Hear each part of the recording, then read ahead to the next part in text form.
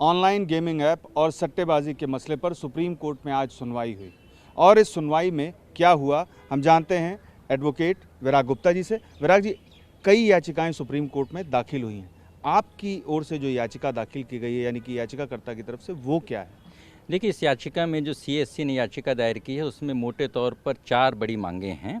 पहली मांग ये है कि देश के कानून जो इंडियन मेजॉरिटी एक्ट और इंडियन कॉन्ट्रैक्ट एक्ट के हिसाब से 18 साल से कम उम्र के नाबालिग बच्चे वो किसी भी तरीके का जुआ और सट्टेबाजी तो गैर कानूनी है, लेकिन पैसे का लेन देन भी नहीं कर सकते हैं, क्योंकि अगर पैसा फंस जाएगा तो उनको पैसा मिलेगा नहीं। इसलिए नाबालिग बच्चों को किसी भी तरह का मनी गेम नहीं खेलने की इजाज़त मिलनी चाहिए और इसके लिए केंद्र सरकार को नए कानून के अनुसार कदम उठाना चाहिए। ये पहली बात है।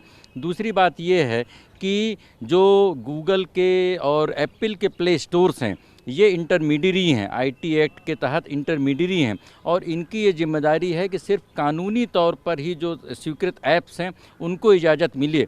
तो जो नए कानून के हिसाब से जो सोशल गेम्स हैं और ई स्पोर्ट्स के गेम हैं और उनको जो लाइसेंस मिलेगा तो सिर्फ लाइसेंस धारक ऐप्स ही इन प्लेटफॉर्म्स पर रहे, वाइट लिस्टिंग हो, ये दूसरी बात है। तीसरी बात ये है कि बहुत सारे ऐप्स या वेबसाइट्स गैर कानूनी तरीके से ऑपरेट करते हैं प्ले स्टोर के बाहर भी, लेकिन उन लोगों का जो पेमेंट है वो बैंकिंग सिस्टम के दायरे में हो रहा है। इसलिए रिजर्व बैंक और वित्त मंत्रालय आदेश जारी करे यूपीआई को और डिजिटल पेमेंट सिस्टम्स में कि गैर कानूनी तरीके से गेमिंग कंपनियां जो कारोबार कर रही हैं उस पर रोक लगे। और चौथी सबसे महत्वपूर्ण बात यह है कि केंद्र सरकार ने बोला था कानून पास होने के बाद कि जो ऑफशोर कंपनियां हैं, विदेशी कंपनियां हैं, गैर कानूनी तरीके से कारोबार कर रही हैं, टैक्स की चोरी कर रही हैं, भारत की अर्थव्यवस्था के साथ खिलवाड़ कर रही हैं, उन पर नियंत्रण रखने के लिए अगर ज़रूरत पड़ी तो इंटरपोल की मदद ली जाएगी।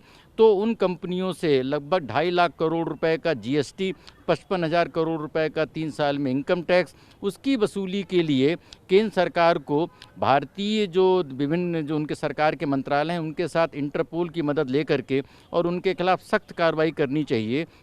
क्योंकि लॉ कमीशन की रिपोर्ट में और ये जो कानून है, मैं समझता हूँ देश का पहला ऐसा कानून है जिसमें ये बताया गया है कि ऑनलाइन गेमिंग का मर्ज कितना ख़राब है। कानून में लिखा गया है कि 45 करोड़ से ज़्यादा लोग इससे पीड़ित हैं, 20,000 करोड़ रुपए से ज़्यादा का नुकसान हुआ है, लोगों के मानसिक अवसाद बढ़ रहे हैं, सामाजिक बुराइयां बढ़ रही हैं, आर्थिक अपराध बढ़ रहे हैं, लोग तबाह हो रहे हैं, लोग आत्महत्या कर रहे हैं। तो ऐसे माहौल में जब केंद्र सरकार ने जो नया कानून बनाया है तो इस कानून पर तुरंत कठोर से कठोर कार्रवाई करने की आवश्यकता है।